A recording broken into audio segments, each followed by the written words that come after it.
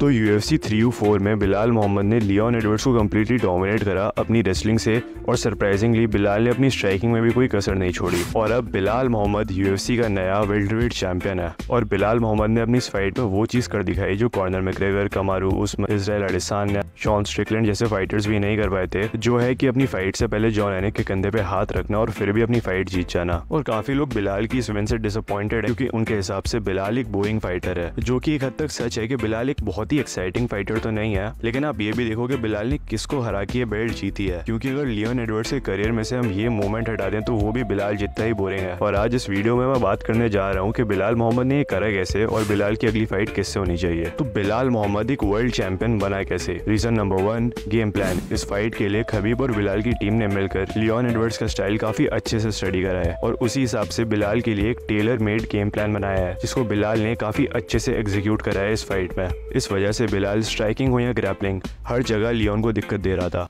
Reason number 2, Bilal ने Leone के past opponents की तरह उसकी स्ट्राइकिंग को इतनी रिस्पेक्ट नहीं करी। बिलाल हर राउंड में लियोन के फेस के सामने खड़ा था और उसको कॉन्स्टेंटली प्रेशर कर रहा था, जिस वजह से लियोन को अपने बैक फुट पर फोर्स होना पड़ा और वो अपनी किक्स भी यूज नहीं कर पाया। और फिर लियोन के पास अपना बस एक ही हथियार बचा था, वो थी उसकी बॉक्सिंग, जो बिलाल के लिए इतनी बड़ी दिक्कत नहीं थी, क्योंकि पहली चीज बिलाल बहुत ज्यादा ड्यूरेबल है, और सेकंड चीज लियोन एडवर्ड्स के पास कोई वन पंच नॉकआउट पावर तो नहीं है, और थर्ड रीजन है बिलाल की रेसलिंग।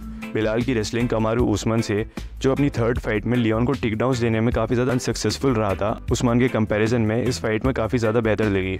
और उसका रीजन है कि बिलाल बहुत ही लो टेक डाउन शूट कर सकता है, जो उस्मान अपनी टूटी फूटी नीज के साथ नहीं कर सकता, और इस चीज ने लियोन के गेम का एक छोटा सा एस्पेक्ट एक्सपोज भी कर दिया। फोर्थ एंड फाइनल रीजन है बिलाल का माइंडसेट। बिलाल मोहम्मद एक पैलेस्टीनियन है, और वो कॉन्स्टेंटली अपने देश के लोगों को अपनी लाइफ के लिए लड़ते हुए देख रहा है, जिस वजह से उसके लिए ये फाइट एक इतनी बड़ी फाइट नहीं थी, और वो लोग जो अपनी जिंदगी के लिए हर दिन लड़ रहे हैं उनकी फाइट एक ज्यादा बड़ी फाइट थी। और इस चीज ने उसे फाइट के दौरान और फाइट से पहले नर्वसनेस और स्ट्रेस से डील करने में काफी ज्यादा हेल्प करा, क्योंकि अब उसके लिए फाइट एक इतनी बड़ी डील नहीं थी। तो अब बिलाल मोहम्मद की अगली फाइट किससे होनी चाहिए?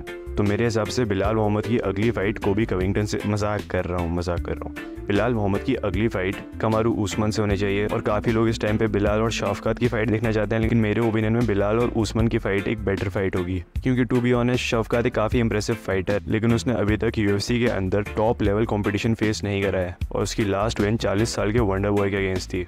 और अगर मेरे हिसाब से शफकात को एक टाइटल शॉट चाहिए तो उसको वेल्टरवेट डिवीजन में किसी एक टॉप 5 रैंक्ड ओपोनेंट को हराना ही होगा। और अगर बात करें इस बारे में कि बिलाल मोहम्मद इस बेल्ट को कितने टाइम तक अपने पास रख पाएगा, बिलाल की एज 36 ईयर्स है, और अगर वो शफकात और उस्मान को हरा कर दो टाइटल डिफेंसेस भी कर लेता है तो वो मोस्ट प्रोबेबली रिटायरमेंट का रास्ता चुनेगा और इस्लाम के लिए वेल्टरवेट डिवीजन की बेल्ट का रास्ता खाली कर देगा। तो आपको क्या लगता है मुझे कमेंट सेक्शन में ज़रूर बताना। Thank you for watching.